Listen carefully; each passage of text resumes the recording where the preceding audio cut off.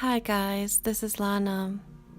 I'm here with another message for you. This is a channeling that I received for the Twin Flame Collective, and it is based on one of the first dreams that I had when I reconnected with my twin. So I was guided to share this because it may be making sense for a lot of you out there at this time. And it has kind of a backstory that I'm going to link with some other information that I just received about the myth of Isis and Osiris. They're considered twin flames, or they are seen as twin flame couple, as a twin flame couple from the collective. So I will tie my story in with the myth. So first of all, just to talk about 4D and dream state. The dream that I had wasn't really what I call a dream. It was more like an astral travel. It was an astral projection, because I knew that it was a dream. I was conscious that I was in this other realm.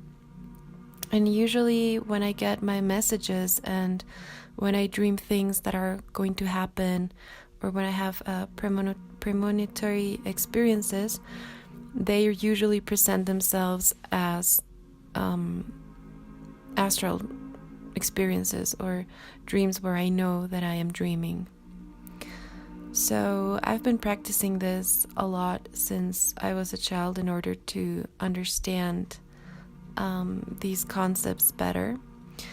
And in the 4D, everything that happens is not constricted to time or space like we are in the 3D. So our soul already knows everything that is going to happen in our lives, because it already happened in some other dimension. So if we look away from time, if we take away time restriction and space restriction, what we have is pure energy or pure information. So this channeling comes from a little bit like that place. Okay, so I will start with the channeling now, with the dream. So when I first connected with my twin, I dreamt that we were like in his place or his apartment. It wasn't that the real place. It was just like the place where he was at. It was like I was looking at his life.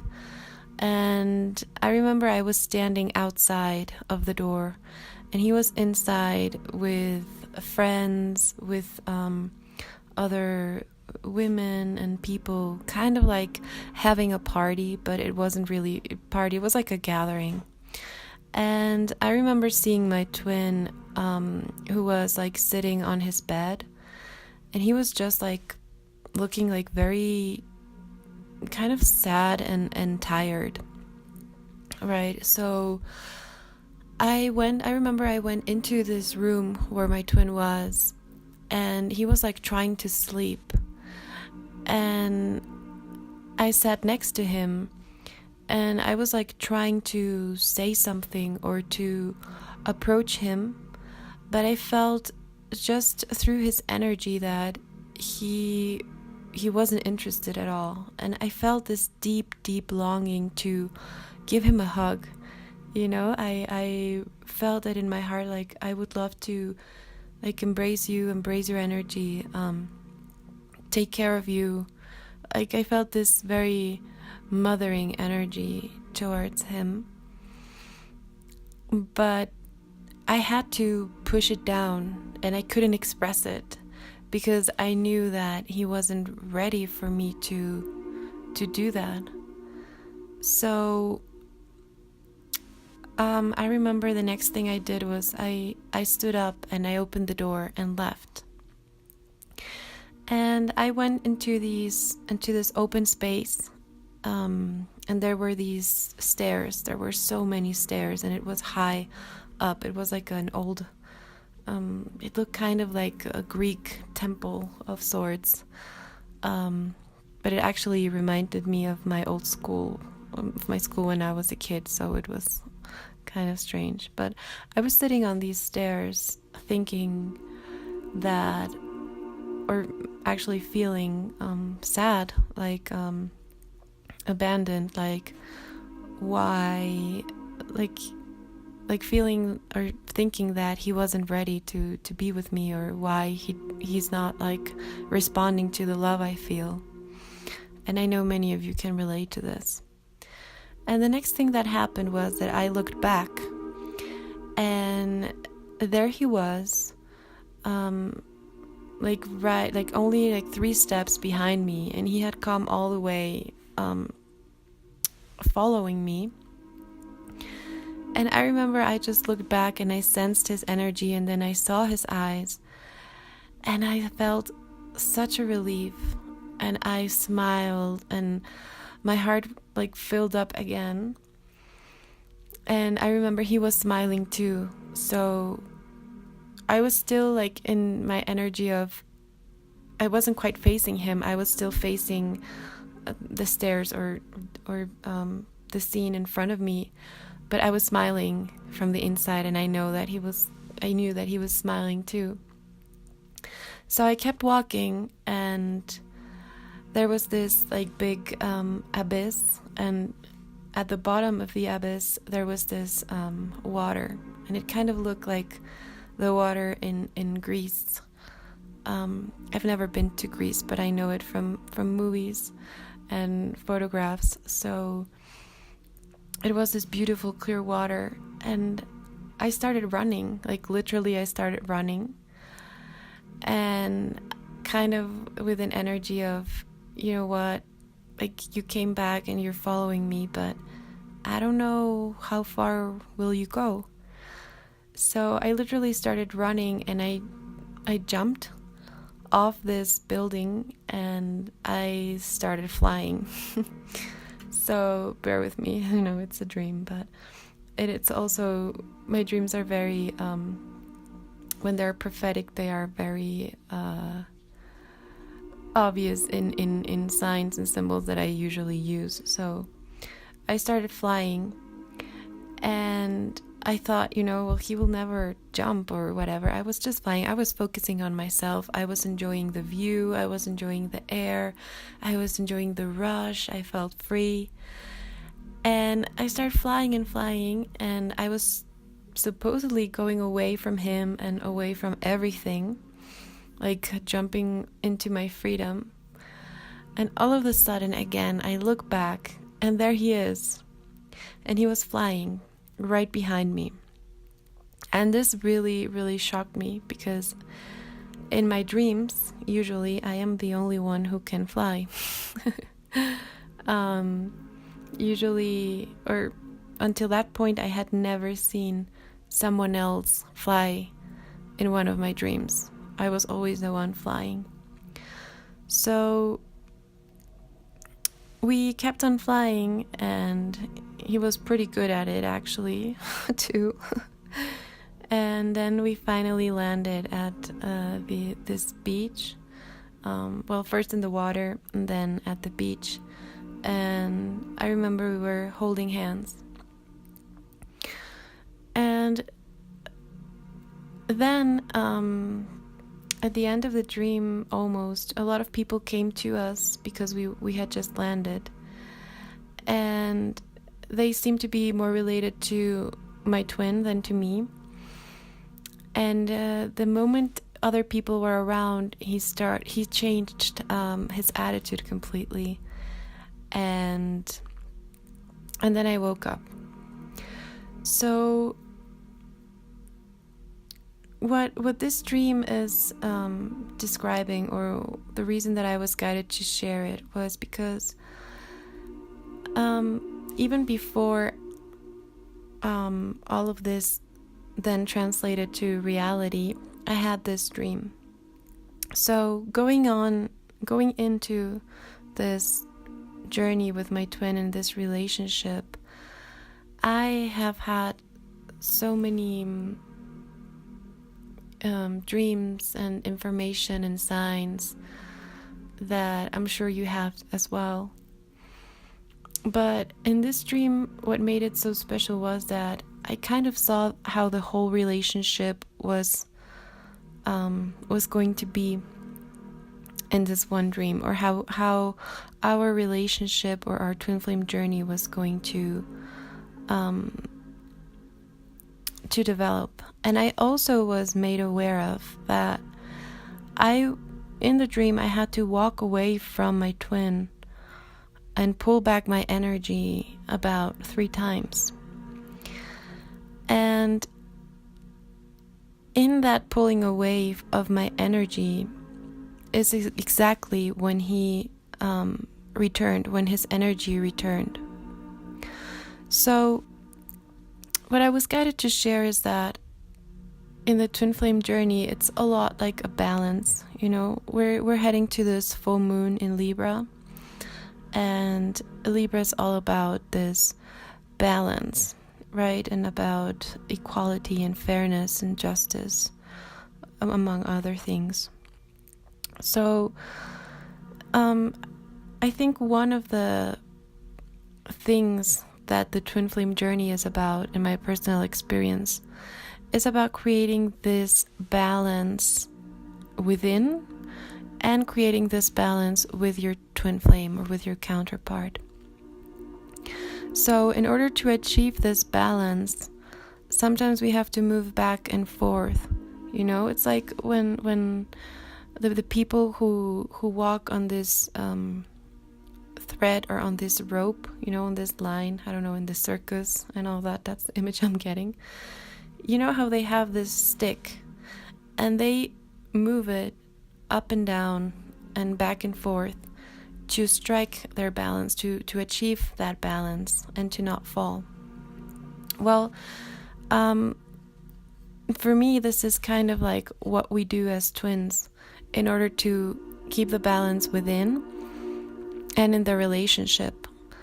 So there are a lot of back and forth, and especially for the twin that is awakened, which is usually the feminine twin. I'm not saying always, but usually. I know it can be quite hard and frustrating sometimes. And I've been getting a lot through the healings that I've done, that many of the feminine twins are in this place of not knowing anymore if they should strike a balance again or let everything fall where it may. So not knowing if they should stay on the journey and stay on the path and stay with their twin flame, or waiting for their twin flame, because many of them are kind of like waiting for the twin to wake up or to move on with someone else or with something else. What I was shown in my dream was that every time that I got kind of my heart broken by my twin and I moved on, that's exactly when he came back. But it was a moving on that was heartfelt and that was true. And that's why it also felt like a heartbreak, because I knew that I was continuously loving him, but I couldn't.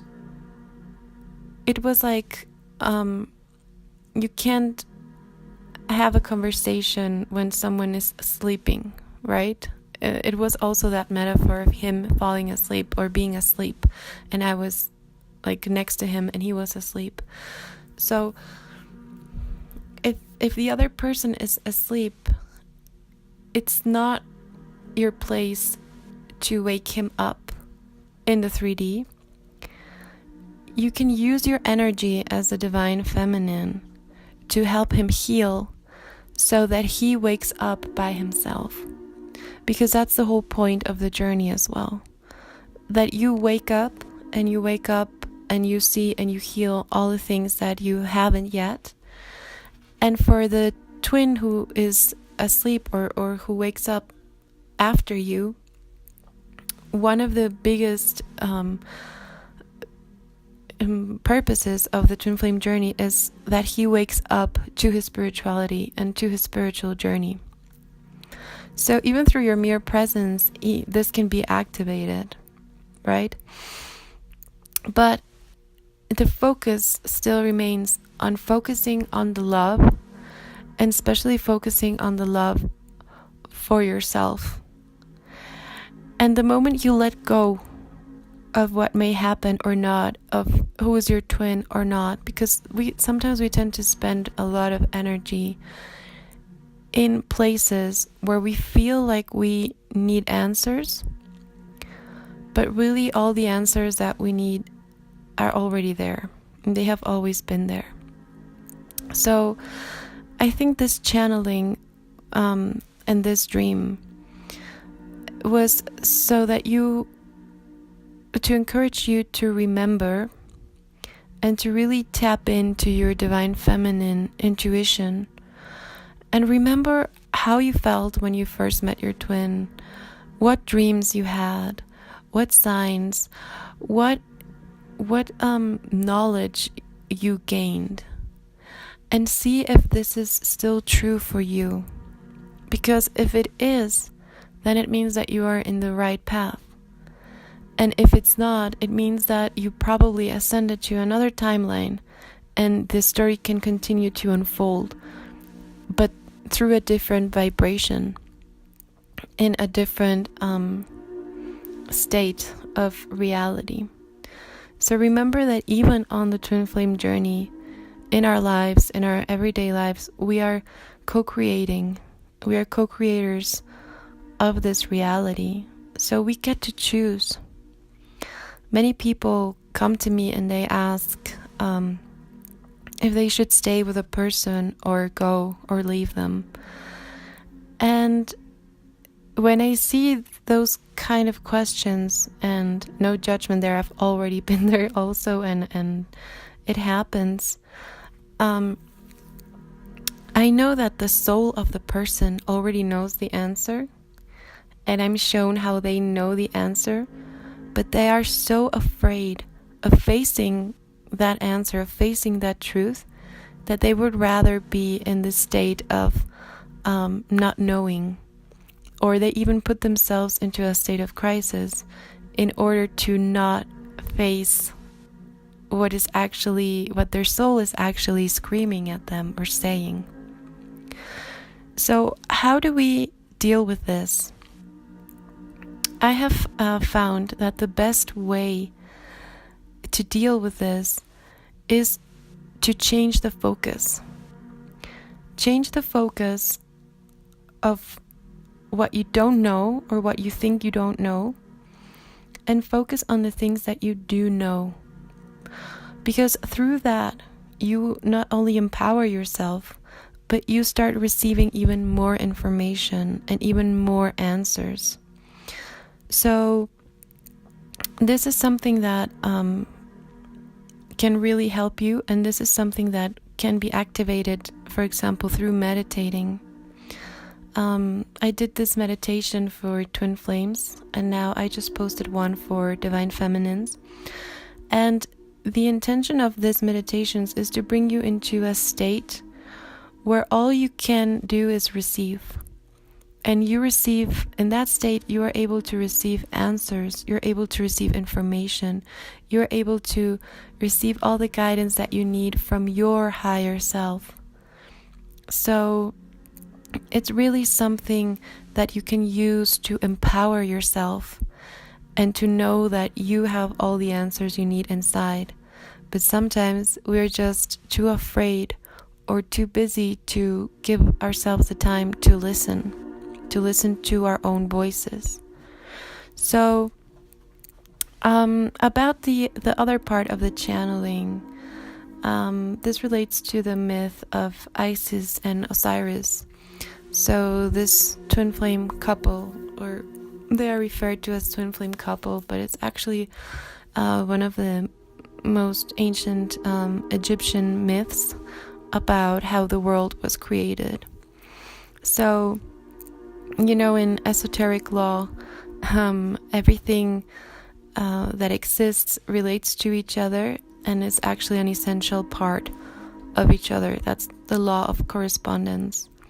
So we oftentimes use metaphors or myths to describe something that is smaller, like a relationship, and we're actually describing the universe, how the universe was created. So this is one of those myths.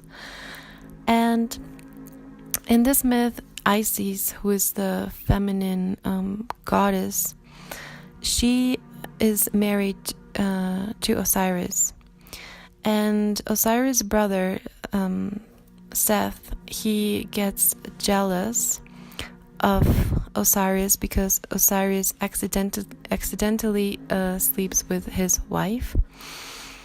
And so he kills his brother. He puts him in a coffin and throws him in the Nile River. And when Isis finds out about this, she goes very, very worried, and she goes looking for her husband. And she disguises herself as a babysitter for this person where they found the tomb of Osiris, and the coffin of Osiris. And she reveals herself, and she asks the family there if she can take the coffin, because that's her husband lying there. And Osiris is already dead, and she takes the coffin, and it is said that she conceives a child with Osiris, with his body, even though he was dead. And she births her child, who's called Horus, so the god of the sun. And Horus, then when he grows up, after this, he goes and claims the throne of his father, and kills Seth, and then brings an offering to the tomb of his father Osiris, and through this offering Osiris is reborn. So I was guided to look at this story, and I saw a lot of parallels with the twin flame journey and all the players that are involved in the relationship. So, and especially how the divine masculine kind of handles the things and the energy, and how the divine feminine reacts also. So the divine feminine is kind of like, of course, like the mother figure, but she's also the one who is doing a lot of the work, because Osiris gets killed, so he can't really help himself, he can't do anything. And for me, this is a little bit a metaphor of when the divine masculine goes through the dark night of the soul. It's not that they're dead, but a very big part of them dies. For me, it's the death of ego. And this is a process that we divine feminines usually do or go through before we even meet our twin. And usually when we meet our twin, this energy awakens in both of us, and we can have both an awakening or an activation. And what this triggers in the divine masculine is what you would call a tower moment, but it awakens their energy, and things start to unfold pretty rapidly. Masculine energy is very fast and very straight, and the feminine energy is more like a circle. It's like it's always growing and expanding, right? And the energy of the divine masculine is more like an arrow. It's like a straight row. So the way we process this journey, and the way we process the encounter, and the way we process our own spiritual journeys, is very different. And of course it's very different for each one of us, because each one of us living in this world have a different view of the world. So then, as the story goes, when Osiris accidentally sleeps with his brother's wife, this is for me also a metaphor about the karmics. You know, he was thinking that it was his divine feminine, but actually he comes to find out later that it was the karmic. Sorry. And this also causes this is the thing that dooms him, right? And that causes his death by his brother, right? So part of also the family lineages involved there. And then Isis is left with the news that first that she was betrayed, and then that her husband is dead. So there's a lot of grief, and this is a stage that many of you divine feminines are going through right now. When you find out about karmics, or you find out about your divine masculine being in very difficult situations, and you're kind of left there thinking, I cannot do anything, what can I do? And through this, the whole point is to empower yourself. Isis goes out there and she starts looking through the power of love. She starts looking for her husband, and even though she knows that he's probably dead, she doesn't give up. So this is like the determination of the divine feminine to keep on going, and this healing force that is driving her, because she knows that the moment she sees him, she will be able to do something for him, and she will be able to bring life again. So she conceives when she finds him. So this is like she bridges these two realities, and she's able to create through this sorrow and through this suffering and through this death energy. She's able to create life. And for many of you, what follows in this from this part of being a little desperate, not knowing what to do, is you follow your heart, and you follow the love, and you give it to yourself, and you create this. You create your new reality with this, and you create this inspired by your twin flame. But you're creating and you're birthing, and somehow you are birthing a new version of you. So for me, the child represents the new version of you, of the divine feminines, and also later the new version of the divine masculine later in the journey, when the actual child brings the offering back to his father's grave, and through that he, Osiris the father, is reborn to eternal life. So this for me is the symbol of the creation of the synergy and the merging of the two energies, the divine feminine and the divine masculine energy, that even though you're in the process, your energies start merging the moment you meet your twin. So you are guided in the journey, and you are guided to your twin flame always. So there is really not the question of who is my twin flame, or is this person my twin flame, but the question is, am I creating what I'm supposed to be creating? Am I giving birth to my new self? Am I resurrecting from the dark night of the soul? Am I resurrecting the divine feminine and divine masculine energy within me? Am I resurrecting and attracting through my energy my divine counterpart?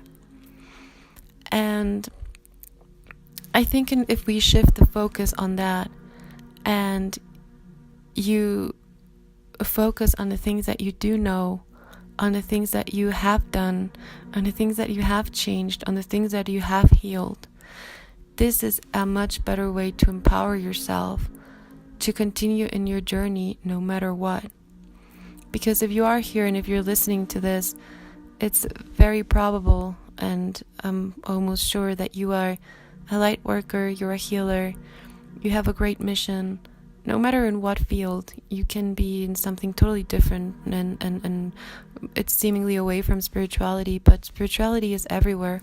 For me, the spiritual self, our souls are guiding us through this journey in life. So whatever we do, even if it apparently has nothing to do with spirituality, it has a spiritual purpose in the end, and it is guided by your soul. So we are all very crucial and very important to the ascension of this planet. So that is like the main focus for me, and I think that is a very great way to really let your energies flow, let your abundance flow, let your healing do the work, let yourself do what you're guided to do, and all the things that you want and that you desire will start coming into your reality. It's like when you throw, I don't know, like petals or confetti or something into the air.